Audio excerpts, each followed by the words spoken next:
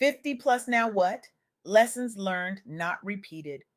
I want to start by introducing you to someone who is changing the conversation around what it means to be a Black woman over 50 in America. Her name is Shonette Smith, and she is proof that your most powerful chapter doesn't end at 50, it begins there. Shonette is not just surviving the chaos of this world, she is rewriting the script entirely. She is helping women shed the weight of survival mode, step into their power unapologetically, and build lives rooted in joy, peace, and purpose.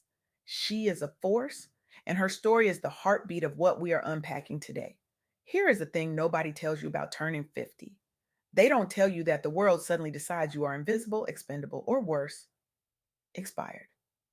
They don't tell you that after decades of showing up, leading teams, raising families, holding down entire households, the job market will look at you like you are a relic. And if you are a Black woman, well, let's just say the odds are not exactly stacked in your favor. Let me paint you a picture. In 2025, Black women lost 113,000 jobs. That is three times the rate of all women. Three times. While the overall unemployment rate sat comfortably at around 4%, Black women were staring down 7.3%.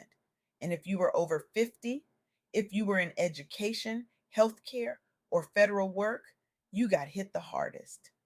Dr. Jennifer Turner, co author of a groundbreaking report from the Institute for Women's Policy Research, called Black Women the Canary in the Coal Mine. She said, even when everyone loses, Black women lose way more. And she is right. Federal employment for Black women dropped 30%. Long term unemployment shot up to 25%. The numbers do not lie. The system failed again. But here's where it gets interesting. Because while the job market was busy slamming doors in the faces of Black women over 50, something else was happening. Women were walking away, not in defeat, in defiance. They were saying, you know what? If this system will not make space for me, I will build my own table. And that is exactly what leaders like Jasmine T. Williams Jacobs did. Jasmine saw the writing on the wall. She saw the bias, the barriers, the blatant disregard. So she founded Black Remote She, a job board specifically for Black and queer professionals who were being shut out of traditional markets. She created an alternative, a lifeline, a way out for women who refused to settle for scraps. When federal employment for Black women plunged 30%, Jasmine was there, delivering remote roles and economic resilience to women who had been abandoned by the very systems they helped build. Then there is Dunia Noor, President and CEO of the African Canadian Civic Engagement Council. She is leading the ANZA entrepreneurship ecosystem, a program that is pouring $1.5 million dollars into mentorship, training, and financial planning for Black entrepreneurs, including women over 50 who are pivoting after career crises. Over 250 jobs and training opportunities have been created. Generational wealth is being built, and it is not just about surviving anymore, it is about thriving. It is about legacy. These women, Dr. Turner, Jasmine, Dunia, they are not waiting for permission.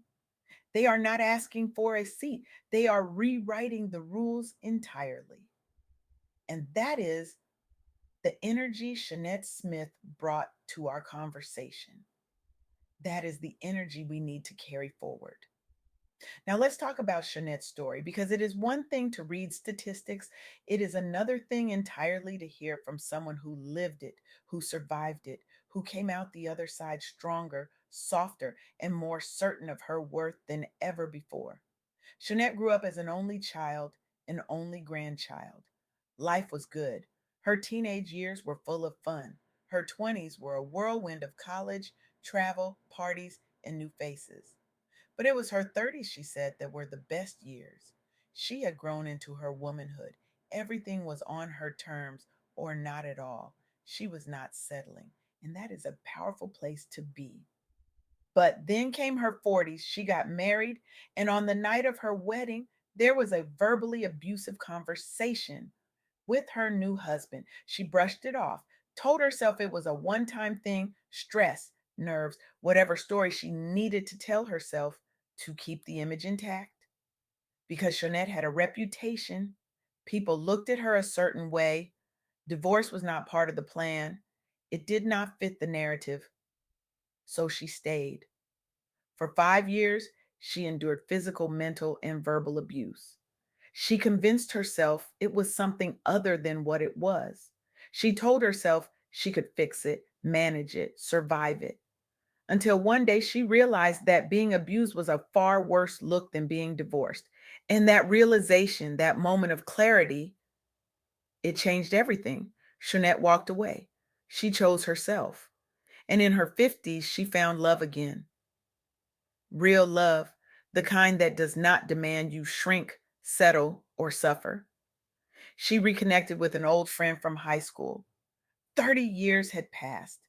They had both been there, done that, and were no longer willing to accept anything less than what they deserved. He became her Superman, not because he saved her, but because he showed up as a partner, an equal, a man who had also learned his lessons and refused to repeat them.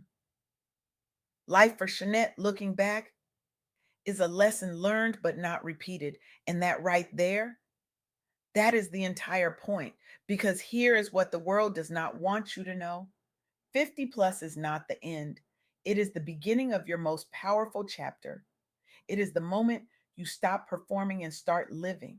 It is the moment you stop convincing yourself that abuse, whether it is from a partner, a job, or a system, is just how it is. It is the moment you say, no more. And let's be clear: abuse does not always look like bruises. Sometimes it looks like a paycheck that barely covers your bills while your white male colleague makes 30% more. Sometimes it looks like being passed over for promotions you are more than qualified for. Sometimes it looks like being laid off at 52 and realizing no one is calling you back because your resume has too much experience, which is just code for too old. The job market is abusive, and Black women over 50 are bearing the brunt of it. But here's the thing: you do not have to stay in that relationship. You do not have to keep showing up for a system that refuses to show up for you. Entrepreneurship is not just a buzzword, it is a survival strategy. It is a way to reclaim your time, your worth, your power.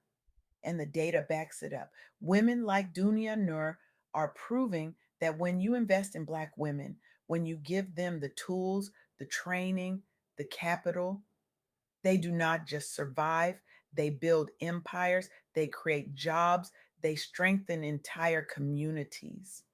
So, what does this mean for you? What does 50 plus now, what actually look like in practice? First, it means auditing your life. And I mean really auditing it. Look at your job. Are you being valued? Are you being paid what you are worth? Or are you being exploited, overlooked, underestimated? If it is the latter, it is time to make a move.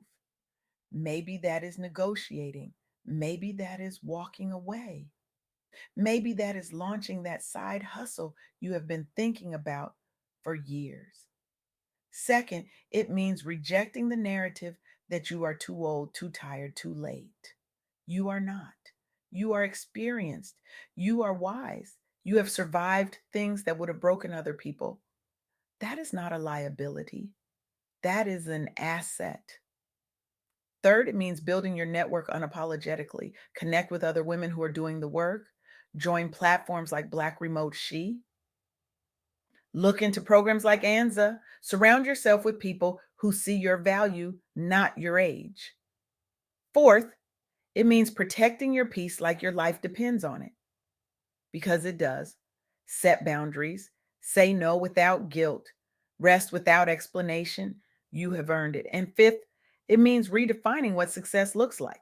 Maybe it is not the corner office anymore. Maybe it is freedom. Maybe it is joy. Maybe it is waking up every day and not feeling like you are carrying the weight of the world on your shoulders. Shonette Smith did that. She walked away from abuse. She rebuilt her life. She found love on her own terms. And now she is out here helping other women do the same. That is impact. That is legacy. That is what 50 plus now, what is all about. But I want to be honest with you. This is not easy. Walking away from what is familiar, even when it is harmful, takes courage. Rebuilding your life at 50 takes grit. And believing that you deserve more when the world keeps telling you otherwise, that takes a kind of faith that most people will never understand. But you are not most people. You are a Black woman who has survived systems designed to break you. You are a woman who has carried families, communities, entire organizations on your back. You are a woman who has shown up even when no one showed up for you. And now it is your turn. Your turn to rest, your turn to heal, your turn to build something that is yours and yours alone. Your turn to stop convincing yourself that this is as good as it gets, because it is not. And you know it. You have always known it. You have just been waiting for permission to believe it. Well, here it is, permission granted, not from me, from you to you.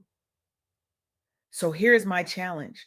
Stop settling. Stop convincing yourself that this is as good as it gets. Stop waiting for permission to live the life you deserve. Audit your life today. Ditch the job that is draining you. Leave the relationship that is diminishing you. Launch that business, build that network, protect that peace. Because the truth is, life after 50 is not about what you have lost, it is about what you are finally free to claim. And if Shonette Smith, Dr. Jennifer Turner, Jasmine T. Williams Jacobs, and Dunia Noor have taught us anything, it is that Black women over 50 are not invisible. We are not expired. We are not done. We are just getting started. And the world better be ready. Because when a Black woman over 50 decides she is done playing small, done settling, done surviving, and ready to thrive, there is no force on this planet that can stop her. Not a biased job market, not a broken system, not even her own doubt. So I will leave you with this. What are you waiting for? What story are you still telling yourself that keeps you stuck? What permission are you still seeking that you already have? What would your life look like if you walked away from everything that diminishes you and walked toward everything that elevates you? Do not wait for the perfect moment. Do not wait for the right opportunity. Do not wait for someone else to validate your worth. You are the moment. You are the opportunity. You are the validation. Now go out there and claim what has always been yours: your joy, your peace, your power, your life. 50 plus is not the end, it is the beginning. And it is time to start living like it.